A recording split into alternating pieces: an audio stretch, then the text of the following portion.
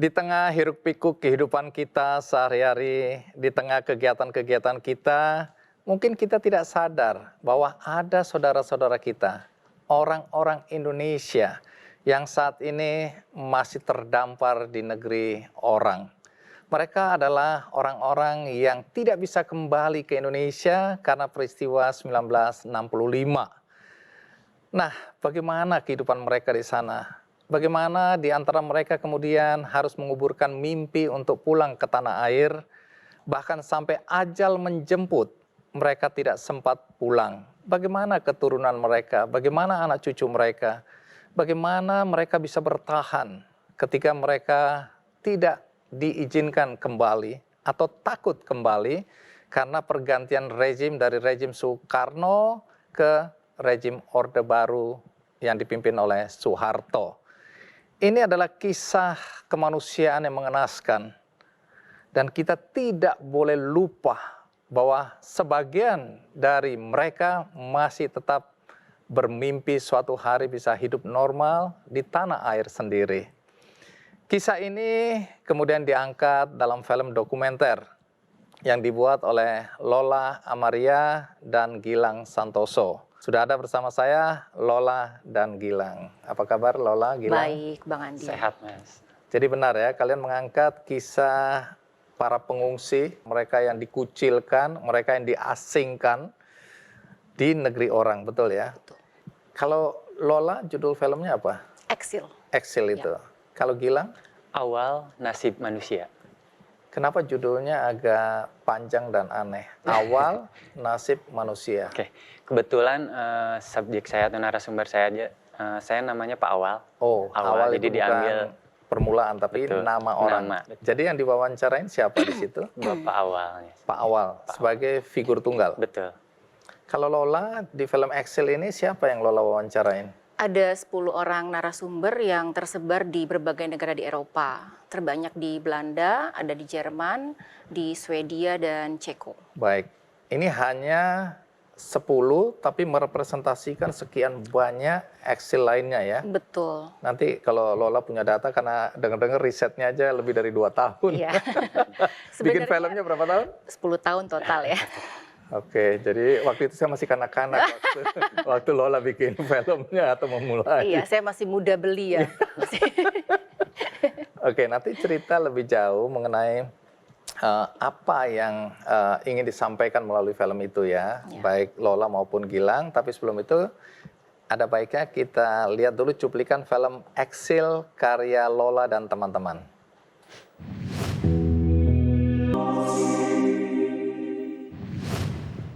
Itu tadi cuplikan film Exil ya, dengan 10 tokoh yang diwawancara. Dan nanti kita akan dengarkan cerita dari Lola, siapa saja tokoh yang diwawancarai dan mengapa tokoh itu yang dipilih. Baik, setelah ini kita simak dulu film karya Gilang berjudul Awal Nasib Manusia. Ini dia cuplikannya.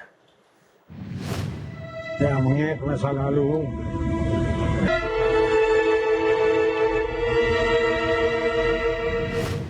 Mulai dari Gilang dulu nih. Gilang, ini menarik sekali karena selain filmnya mengangkat sejarah kelam bangsa Indonesia, tapi filmnya digarap oleh anak muda. Ya, generasi muda Lola dan Gilang. Padahal banyak orang bilang generasi muda kita sudah nggak peduli pada sejarah bangsa kita sendiri. Tapi Gilang dan Lola justru membuat sebuah film sejarah, walaupun itu sejarah kelam ya. Nah, alasannya apa, Gilang? Dari mana gagasan ini muncul sehingga kamu membuat film dokumenter ini? Oke, saya tahu Pak Awal itu dari temu komunitas film di Batu Raden pada saat itu. Pada saat itu saya mendengar, saya nguping kalau teman saya di sebelah ngobrol tentang Bapak gitu, tentang Pak Awal gitu akhirnya. Karena memang pada dasarnya saya sudah tertarik dengan sejarah gitu, dengan kemanusiaan, hal-hal seperti itu gitu. Setelah selesai obrolan saya samperin, saya gali gitu apa, nah lalu saya minta kontaknya gitu, gimana boleh nggak saya ketemu, dikasih, akhirnya saya kontak langsung ketemu ibu ya, dari situ sih awalnya. Kenapa akhirnya tertarik untuk membuat film Pak Awal ya karena tadi awalnya saya suka sejarah gitu. Oke, bermula isu-isu dari kemanusiaan lah seperti itu. Oke, sejarah dan kemanusiaan ya. Itu yang mendorong kamu untuk membuat film dokumenter ini. Baik, kalau Lola, apa alasannya? Alasannya adalah karena ketakutan yang begitu kuat di generasi saya ketika saya sekolah dari SD, SMP, SMA itu kan selalu ada brainwash. Film, buku dilarang, kemudian hanya satu sisi yang diberikan saat kami sekolah dulu. Kemudian kita nggak pernah dikasih tahu sisi sebelahnya. Jadi ini sejarah versi Orde Baru lah. Betul, Oke. ya masih hafal sampai sekarang luar kepala. Darah itu merah jenderal itu masih sampai sekarang tuh lekat sekali gitu. Sementara sisi sebelahnya nggak pernah dikasih tahu. Kita begitu takut, semua takut akan hal yang sebelahnya. Ketika saya berkesempatan ke luar negeri, kebetulan memang dengar ada eksil dan ketemu beberapa di antara mereka. Nah, kemudian memberanikan dirilah untuk punya konsep membuat dokumenter tentang mereka. Jadi ketakutan saya ini harus saya lawan dengan mewawancara mereka semua gitu. Oke, jadi ini kembali lagi berawal dari diri sendiri ya. Iya. Tertarik pada sejarah, ada trauma masa kecil ya, dan merasa bahwa kita ini hanya di tanda kutip ya, cekokin ya sejarah versi Orde Baru waktu Iya. itu. Sehingga ada keinginan dari Gilang maupun Lola untuk mengangkat kisah dari sisi sebelah sini. Ini kan ketakutan ya, ini sesuatu sisi gelap. Dulu orang takut sekali. Saya ya, juga takut sampai sekarang. sampai hari ini. Oke, nanti cerita ya, kita rehat sejenak. Saya akan segera kembali. Apa yang pengen diangkat Bu, menurut saya label terhadap Bapak gitu tentang kirinya itu tidak tepat itu label gitu. Karena bagi saya orang-orang seperti Bapak itu malah orang-orang yang sangat Pancasilais. Kita lanjutkan ya, kembali ke pertanyaan tadi, Gilang. Jadi pertama, sudut pandang apa yang kamu pakai dalam membuat film tentang Pak Awal, dan siapa Pak Awal ini? Ya, oke. Sudut pandang sebetulnya pada saat awal bikin film saya tidak akan mengangkat tentang eksil Mas, tapi waktu itu saya mau bikin film tentang Pancasila. Nah waktu ketemu Pak Awal, akhirnya saya waktu pertama datang ke Ibu pun, apa yang akan kamu angkat Bu? Bagi saya label terhadap Pak Ibu Awal. ini siapa? Ibu Susi itu istrinya Bapak Awal. Oke, Karena terus saya menghubungi Bapak lewat Ibu gitu. Ibu Susi. Ibu Susi gitu. Baik, Nah terus pada saat apa yang pengen diangkat Bu? Menurut saya label terhadap Bapak gitu tentang kirinya itu tidak tepat itu label gitu. Karena bagi saya orang-orang seperti Bapak itu malah orang-orang yang sangat Pancasilais. jadi tuduhan miring itu adalah mereka komunis. Iya. Paham komunis yang mereka Betul. anut itu ya. Ya. Ternyata setelah kamu wawancara, Sangat Pancasilais Bang. sangat Pancasilais. Pancasilais Ukuran itu. Pancasilais itu apa? Bagi saya ukuran Pancasilais di saat semua 5 sila itu ada di dalam diri Bapak gitu. Dan itu memang ada. Gitu. tindakan-tindakannya. Iya betul. Dan itu Bapak. Selama Bapak tidak bisa pulang kurang lebih 50 tahun gitu ya di sana. Apa yang dilakukan oleh Bapak itu selalu ada kaitannya dengan Indonesia. Selalu beririsan dengan Indonesia. Baik itu sastra, Iya. apapun itu gitu. Jadi siapa ini Pak Awal dan bagaimana sampai bisa ada di luar, terbuang atau terasing di luar itu bagaimana? Jadi Bapak itu salah satu mahasiswa ikatan dinas gitu pada saat itu yang bareng dengan Sumanjaya, Amir Priyono dan Jubair Lelo yang diberangkatkan oleh pemerintah Soekarno gitu ke Rusia untuk sekolah. Ini tahun berapa ini settingnya? Bapak berangkat tuh tahun 58 kan, berangkat ke Rusia pertama kali gitu dan selesai itu tahun 64. Sebetulnya beberapa orang sudah pulang ke Indonesia termasuk Sumanjaya gitu. Tapi pada saat itu Bapak belum berkesempatan pulang gitu, belum bisa pulang lah gitu ya. Karena Bapak di sana memang sudah menikah juga gitu, ada anak dan lain-lain. Tapi kan mahasiswa ikatan dinas harus pulang ya ke Indonesia karena harus ada kaitan mengabdi kepada negara lah gitu. Nah, pada saat itu akhirnya Bapak pulang, pecah tahun 65 Bapak pulang gitu. Nah, saat pulang ke Indonesia tuh Bapak bingung gitu di sini. Dia datang ke sini harus mengabdi, tapi di saat ke sini malah dikasih label komunis gitu. Nyari pekerjaan susah gitu, kemana-mana tinggal di mana bingung gitu. Padahal hasil screening Bapak tuh bersih gitu.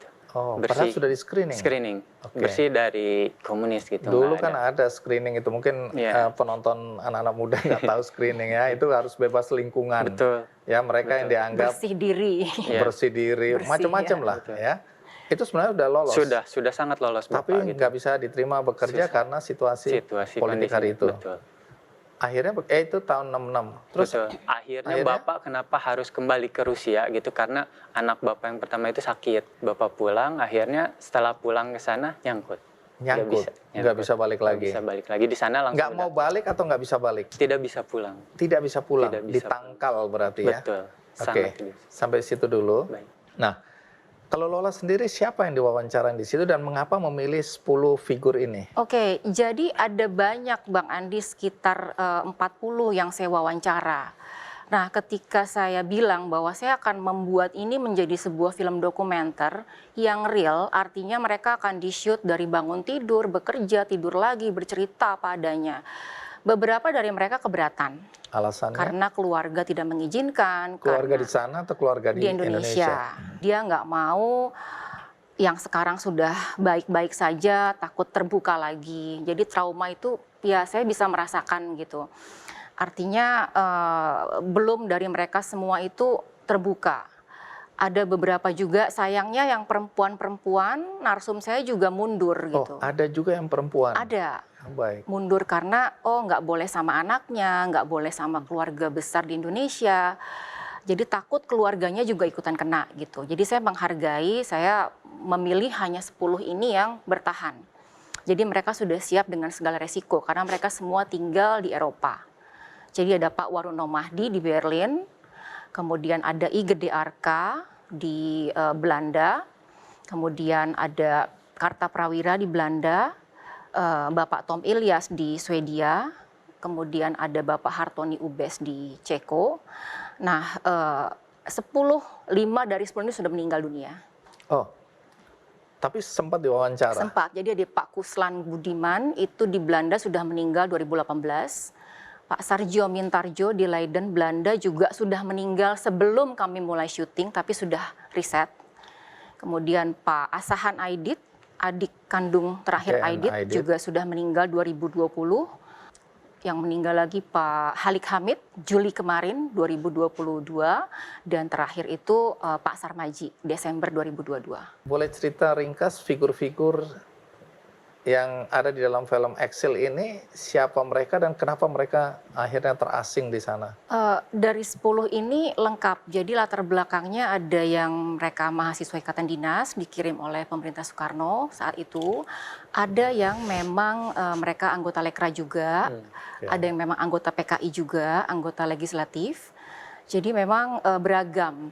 Ada politisi, ada sastrawan, ya. Ada mahasiswa biasa yang tidak terlibat politik pun bahkan ada. nggak tahu apa-apa ini ya. Iya. Jadi apalagi cerita tentang mereka. Misalnya ambil 1, 2, 3 contoh orang-orang yang berangkat tanpa tahu apa yang terjadi, tanpa tahu urusan politik, betul, tapi jadi, menjadi korban pergantian jadi rejim. Mereka dikirim sebagai ahli-ahli, misalnya ahli perencana keuangan, kemudian arsitek, dan semua yang kira-kira dibutuhkan untuk ketika mereka kembali pulang membangun Indonesia.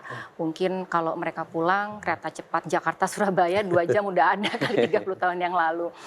Nah, mereka nggak tahu apa-apa, mereka dikirim tahun 62, 63, tapi ketika pecah 65, mereka bingung, nggak ada berita apapun, hanya dengar dari radio karena semua informasi terbatas. Akhirnya ketika ada screening, mereka harus mengakui pemerintahan yang baru, mereka nggak terima. Karena? Mereka tidak mengakui karena mereka merasa bahwa Soekarno lah yang mengirim mereka. Ketika di screening, mereka akhirnya tidak mengakui pemerintahan yang baru, paspor ditahan, akhirnya menjadi stateless, tidak punya kewarganegaraan. Baik, dari 10 tokoh yang ada di Exil itu, rata-rata usia mereka berapa? Waktu berangkat ke luar negeri? 22-23 tahun. Oh, masih sangat muda. Ada yang sudah menikah atau semua masih bujang? Ada 1 orang yang sudah menikah. Jadi meninggalkan istri? Iya, dan anak. Yang sedang hamil istrinya. Kemudian waktu pecah peristiwa itu istrinya hamil besar, dimasukin penjara, anaknya lahir di penjara. Alasan apa istri masuk penjara? Anak karena dia menolak untuk kembali atau? Karena tidak mengakui rejim yang baru? Iya, karena bapak ini dikirim ke Albania, kemudian istri dan anaknya di Medan. Kemudian pecah, dituduh dan lain-lain, dimasukin penjara, anaknya lahir di penjara, terlunta-lunta, miskin, tuduhan yang tidak beralasan, semuanya udah masuk ke keluarga mereka, sekeluarga mereka itu. kakaknya, adiknya, semuanya. Oke, baik. Kita rehat sejenak, ikuti terus K-Candy. Dia sudah kembali seperti apa yang dia inginkan. Dia ingin meninggal di Indonesia. Terwujud itu. Ya, terwujud.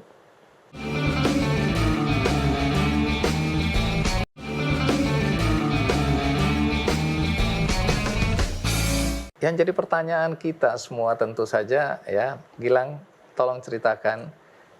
Kan ini mereka terlunta-lunta, Pak Awal termasuk terlunta-lunta di sana, ya, tidak bisa kembali. Kan paspor atau kewarganegaraan itu bagaimana ceritanya? Dan mereka dengan kondisi seperti itu, hidupnya bagaimana, pekerjaannya di sana apa, bagaimana mereka bertahan hidup, bagaimana dengan Pak Awal? Bapak tuh menjadi stateless tuh lumayan lama ya, 30 tahun. Oke, jadi tidak punya Tidak punya kewarganegaraan. keluarga, tapi pada akhirnya harus memilih kan, harus memilih ya akhirnya Bapak memilih untuk jadi warga negara sana juga gitu. Jadi selama Bapak di sana tuh yang dilakukan adalah menjadi dosen aja gitu, dosen untuk mengajar kebudayaan Indonesia, bahasa Indonesia dan hal-hal melalui media sastra, film, teater gitu, seni lah kayak gitu. Jadi dengan cara itu Dengan bertahan. Bertahan. Kalau Lola, bagaimana cara 10 tokoh itu bertahan hidup di sana? Apa yang mereka lakukan? Mereka kerja serabutan seadanya, yang penting mereka bisa hidup, bisa makan. Jadi rata-rata 10 orang ini hidupnya menderita, susah secara ekonomi ya? Iya, mungkin nggak semua susah. Yang agak mending tuh Pak Tom, itu dia bisa kerja di Scania.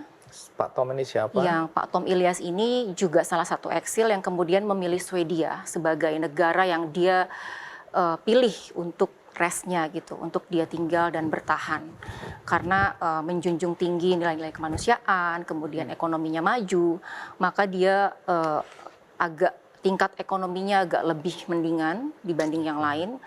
Juga Pak Waruno Mahdi karena ahli kimia, maka ketika dia pindah ke Jerman, dia sangat dibutuhkan oleh Jerman, skillnya gitu. Keahliannya apa? Ahli kimia. Ahli kimia. Ya. Nah, Gilang, apakah selama berada di Rusia, Pak Awal ini bisa berkomunikasi dengan keluarganya yang ada di Indonesia? Bisa kalau berkomunikasi bisa ya dengan alat komunikasi pada saat itu ya gitu. Bersurat? Ya bersurat gitu Bab. Karena kan orang tuanya masih ada juga waktu itu di Sumatera, masih bisa sih. Tapi kalau untuk ketemu susah gitu waktu itu. Kalau di film Lola, apakah mereka juga berkomunikasi selama di dalam pengasingan sana? Komunikasi sulit lewat surat bisa. Oke. Tapi Jadi, ada yang sudah pernah bertemu walaupun mereka masih terdampar di sana? Enggak, belum pernah. Jadi ketemu itu setelah 98. Oke, jadi semua menunggu, bukan menunggu, momentumnya adalah 1998 Ya. ketika rezim Orde Baru selesai, baru mereka punya keberanian. Iya, itu pun mereka harus punya identitas dulu. Selama 34 tahun tuh mereka stateless, nggak punya identitas negara manapun. Jadi setelah Soeharto jatuh, mereka kayak diberi pilihan. Ini Soeharto jatuh, kamu apa nggak mau bikin jadi warga negara Belanda misalnya? Ya udah saya mau, tolong diurus hanya karena saya supaya bisa pulang ketemu keluarga. Apalah arti paspor Belanda itu hanya surat gitu. Saya tetap Indonesia, hati saya Indonesia. Iya. Kalau nonton film awal Nasib Manusia dan Eksil pasti kita dibawa mengikuti perasaan ya dari para tokohnya ya. Betul. Yang pasti sedih, sepi gitu ya. Iya. Uang saya aja baru sebulan 2 bulan di luar negeri kadang-kadang udah rindu sekali sama Indonesia ya. Apalagi bertahun-tahun dan tidak punya peluang untuk pulang hari itu ya. Iya. Ya, Gilang, Lola, ini menarik karena film-film seperti ini dari pengalamanku juga itu sangat sensitif. Nah, Lola pernah nggak ngalamin ketika pemutaran di Indonesia dulu? Kalau di luar negeri mungkin lebih terbuka ya. Tapi di negeri sendiri ada nggak yang keberatan? Ya pernah 1 kali sih. Jadi waktu di JAV itu hanya 2 kali putar. Pemutaran kedua terakhir itu ada satu laki-laki tegap, baju hitam-hitam, nyamperin saya. Terus dia cuma bisikin, kamu nggak takut? Kamu udah siap? Terus saya bengong, saya liatin. Saya nggak jawab apa-apa. Dia tidak memperkenalkan siapa dia? Enggak. Oke, cuma Jadi, ngomong begitu terus pergi. Jadi abis selesai diskusi lah. Sorry, ini sudah diserahkan ke Badan Sensor Film? sudah lolos lolos 13 tahun ke atas. 13 tahun ke atas. Artinya bisa diputar di bioskop ya. Bisa. Nah Gilang, kamu punya pengalaman seperti itu nggak waktu pemutaran film ini di beberapa Pemutaran daerah? film pertama sih, Pertama pada saat itu Apa mau yang putar kamu di alami? anak-anak banyak kasih info hati-hati, bahkan ada orang-orang yang akan datang banyak gitu. Jadi sebelum Orang-orang yang akan datang banyak itu tidak disebutkan dari mana konotasinya dan nggak tahu ya, nggak apakah tahu dari aparat, mana. apakah Betul, ormas betul, atau apalah. betul. Tapi ya pada saat pemutaran akhirnya saya diam di luar dulu. Besok aja mau datang ayo silakan, tapi datangnya kita diskusi yuk apa yang akan kalian permasalahkan dengan film saya. Jangan Sudah dilarang. nonton belum gitu. Iya. Sudah nonton belum? Kalau belum nonton apa yang mau dipermasalahkan gitu. Nonton apa dulu, betul ditonton dulu, ada nggak PKI-PKI-nya kayak gitu. Tapi ada ketakutan nggak waktu memulai? Kan kamu udah pasti banyak dengar, banyak baca bahwa film-film atau karya-karya yang berbau komunisme ini kan selalu ditolak Betul. atau mendapat persoalan. Ada nggak ketakutan Nggak ada. waktu Kalau awal dari membuat? saya sih nggak ada. Karena niatmu memang Iya, betul. mengangkat kisah kemanusiaan Betul. ya, bukan Nggak politik, nggak ada agenda tersembunyi. Nggak ada niat. Waktu kamu buat film itu tahun 2016. Iya. Pak Awal usia 86 tahun atau 85-an gitu ya.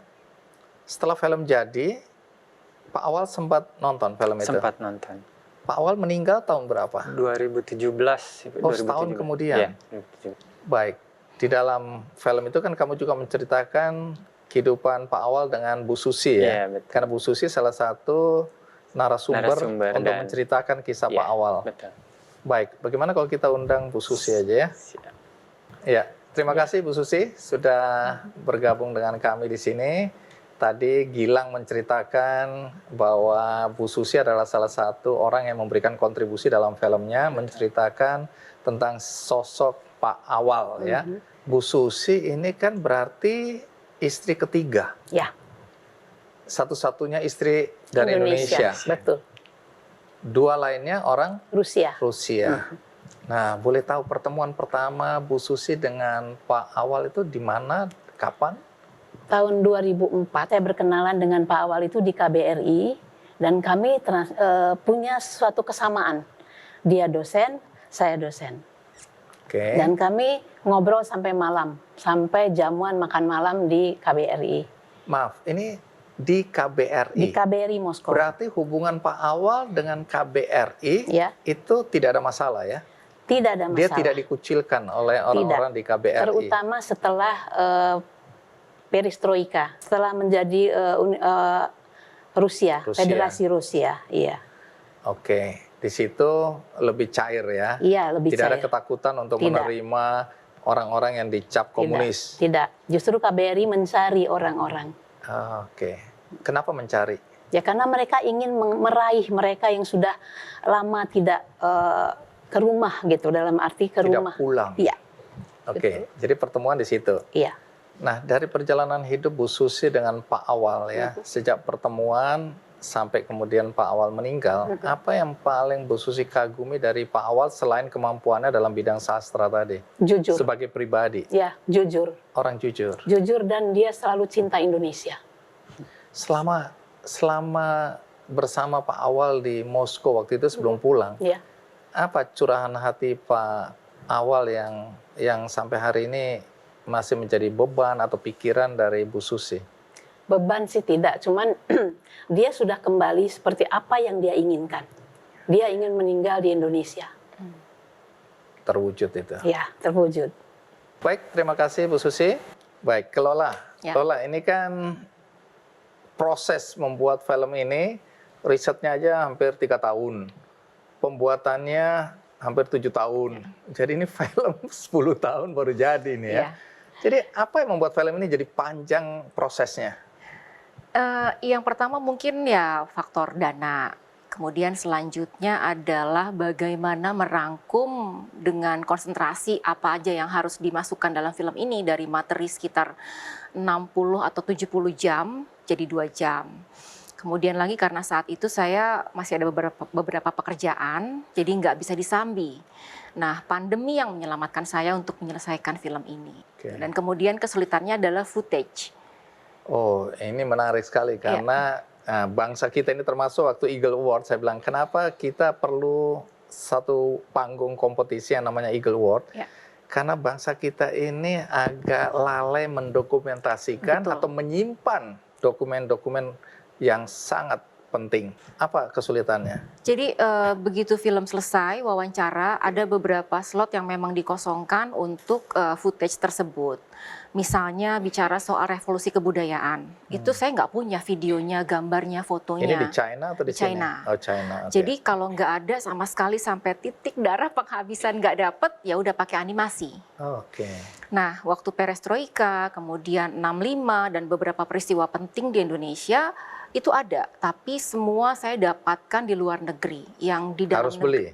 harus beli dan per detik. Wow. Jadi itu yang salah satunya harganya mahal, dapetinnya susah, dan itu butuh 2 tahun sendiri untuk footage, mencari footage. Oke. Nah, beberapa dari dalam negeri termasuk Metro TV waktu itu, terima kasih, 30%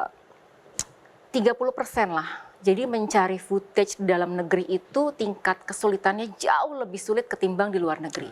Nah, tadi aku lihat Gilang juga itu memasukkan Ini masih bukan, bahkan film-film Oh, iya. dokumenter atau Tahun 65 dokumentasi. ya? 65. Itu kamu dapat dari mana? itu dapat dari source kalau saya itu. Kayak Jadi gitu ini ya. bebas lah ya. gratis. Ada yang Iya, gratis ada juga. yang- Oh, oke, gitu. ada Kalau yang- yang bayar lumayan banget memang per Berat Kalau ya. foto per lembar Iya, ya kan? betul. Makanya tadi Lola bilang faktor tantangannya adalah soal dana juga ya. Iya. Karena membutuhkan dana yang besar. Kalau kita lihat beli footage Iya, aja per detik aja betul. sekian ya. Ya. Kita akan lanjutkan lagi cerita tentang film Exile dan film awal Nasib Manusia, berkaitan juga dengan film ini bisa ditonton di mana, kemudian pesan apa yang paling utama yang ingin ditangkap atau yang oleh Lola maupun Gilang ingin ditangkap oleh siapapun yang menonton film ini. Ikuti terus Ki Candy. Jangan gampang stigma orang sih kan. Karena setiap kita ngasih label ke orang ya itu akan nempel seumur hidup. Seumur hidup dia Bisa ya. jadi seumur hidup gitu. Jadi hati-hati. Ideologi adalah stigma gitu. Saya. Nah, kalau Gilang ya, siapa yang menurutmu seharusnya nonton film ini dan kenapa? Anak-anak seangkatan saya sih sebetulnya, anak-anak muda seumuran saya gitu atau mungkin di bawah saya gitu. Kenapa? Karena memang teman-teman seangkatan saya juga gitu ya, banyak yang nelen sejarah itu bulat-bulat gitu. Bang, Umurmu ya. berapa sih sekarang ini? Mau 31, Bang. Oke, anak-anak umur segini nih yang Umur, penting, iya, bahkan penting. yang lebih Bahkan muda yang lagi di ya. bawah gitu. Oke, Iya. karena Segini bukan di situ. segini ya. Iya. Iya. Jangan Kenapa? gitu loh. Kan kita tadi udah baik-baik. Masa di ujung ini kamu Jadi memang tolonglah. segini.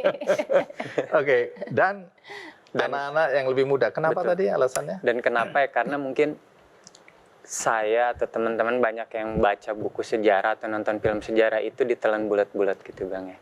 Nah, saya mengajak dengan tawaran film-film seperti itu, ya jangan nelan sejarah itu secara bulat gitu. Karena mungkin setiap sejarah atau buku yang dibikin, entah itu film atau buku, itu adalah fragmen dari sejarah yang dibuat oleh si pembuat itu sendiri gitu. Nah, dengan adanya film ini saya mencoba untuk memenuhi puzzle dengan fragmen yang lain gitu, dengan sudut pandang yang lain.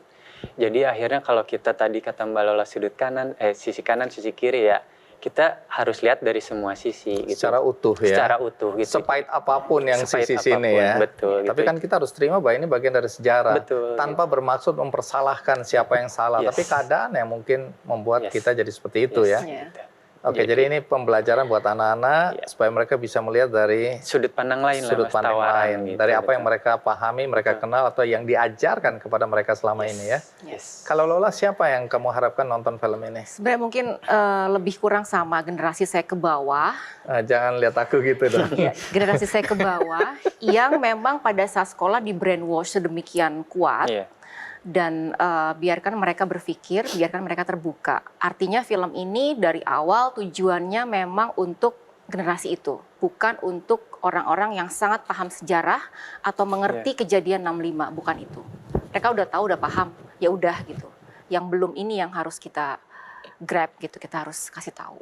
Waktu membuat film ini apakah ditanyakan atau diperlihatkan lebih dulu kepada ahli sejarah Indonesia atau enggak? Ini karena kemanusiaan, biarkan mereka menceritakan apa yang mereka alami tanpa harus dikasih payung sejarahnya atau gimana? Enggak, biarkan aja mereka dengan bebas menonton, tapi sebagai pembuat film pastinya ketika ada statement dari narasumber yang harus ada diteliti lagi, cross check gitu di cross check benar atau enggak tahun segini siapa yang menang pemilu, itu harus di double check lagi bahwa emang benar, jadi informasinya memang enggak boleh salah. Oke. Karena ini kan berdasarkan ingatan ya. Ingatan kan bisa salah, bisa lupa. Ya. Apalagi kalau usia mereka udah rata-rata itu. Jadi ini memori ini kan harus di cross check dengan sejarah yang sebenarnya. Betul. Karena ini film dokumenter bukan film bukan fiksi. Baik. Nah, sekarang terakhir kalau Gilang di antara beberapa pesan pasti ya di film awal Nasib Manusia ini, pesan apa yang kamu paling harapkan bisa ditangkap oleh semua orang yang menonton filmmu ini? Jangan gampang stigma orang sih, Bang. Karena setiap kita ngasih label ke orang, itu akan nempel seumur hidup. Seumur hidup dia bisa ya? Jadi seumur hidup gitu. Jadi hati-hati. Ideologi adalah stigma gitu. Gitu sih. Baik, Jadi, menarik. Nah, stigma ini kan memang bahaya ya. Karena orang yang kita tempelin stigma ini akan menderita seumur hidup. Betul. Sementara yang memberi stigma melenggang dan nggak bertanggung jawab. Iya. Tapi kalau Lola, di antara pesan yang kamu mau sampaikan, apa yang ingin kamu harapkan ditangkap lebih kuat oleh penonton? Jangan sampai terjadi lagi peristiwa yang sama. Artinya kalau di film Exil itu ada 4 kejadian penting.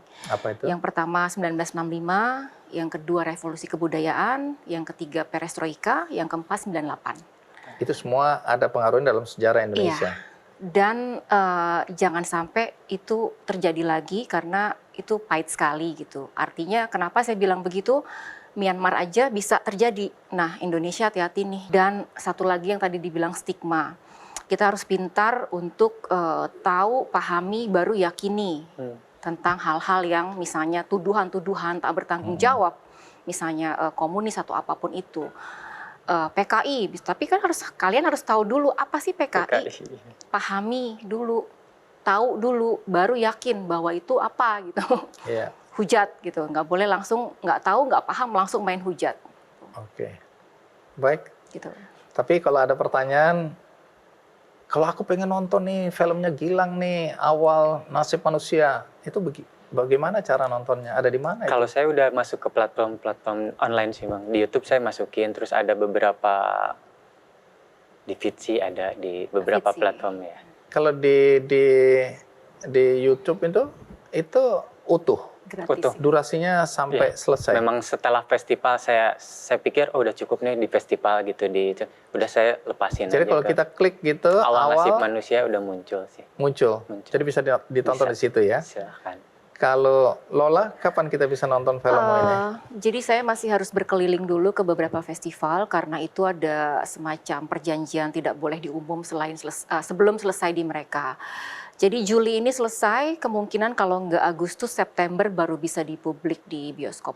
Bioskop ya? Nah, setelah itu baru bisa ke komunitas atau pemutaran di manapun, karena dari awal juga tujuannya ini lebih penting untuk orang-orang Indonesia filmnya. Baik, kita tunggu aja. Kalau Gilang kita udah bisa klik, kalau Lola harus tunggu Agustus. Atau September. Terima kasih Lola, terima Sama-sama, kasih Bang. Gilang Terima kasih, ya Bang. untuk ceritanya. Aku mau berbagi dulu sebelum kita bubar ya, berbagi buku. Jadi mencari makna di balik duka cita. Kalau Anda ingin mendapatkan buku ini, maka Anda tinggal ikut quiz di Twitter, di Instagram, dan Facebook Kick Andy Show. Semoga Anda yang mendapatkan buku ini. Dan bagi Anda yang tadi menonton episode kali ini dari tengah-tengah, tidak dari awal juga, jangan khawatir karena Anda bisa menonton tayangan ulangnya di metrotvnews.com. Juga ada cuplikannya di channel YouTube Kick Andy Show. Dan bagi Anda yang ingin berbuat baik, tapi Anda tidak tahu kepada siapa Anda hendak berbuat baik, melalui cara apa, ada cara yang mudah dan ada orang yang membutuhkan dukungan Anda saat ini. Anda bisa klik benihbaik.com. Di sana ada teman-teman veteran. Jadi mereka ini adalah pelaku sejarah, Mereka umumnya adalah pahlawan-pahlawan yang masih ada dan memperjuangkan kemerdekaan kita, tapi kehidupan mereka saat ini banyak yang merana, banyak yang susah secara ekonomi. Kalau Anda tergerak hatinya, maka Anda bisa klik benihbaik.com, Anda bisa membantu paket sembako untuk 2.857 veteran di wilayah DKI dan Jawa Barat. Nanti Benih Baik dan timnya yang akan menyalurkan bantuan atau donasi Anda. Siapapun Anda bisa berbuat baik saat ini juga. Semoga episode kali ini juga memberikan pencerahan dan manfaat bagi kita semua. Sampai jumpa.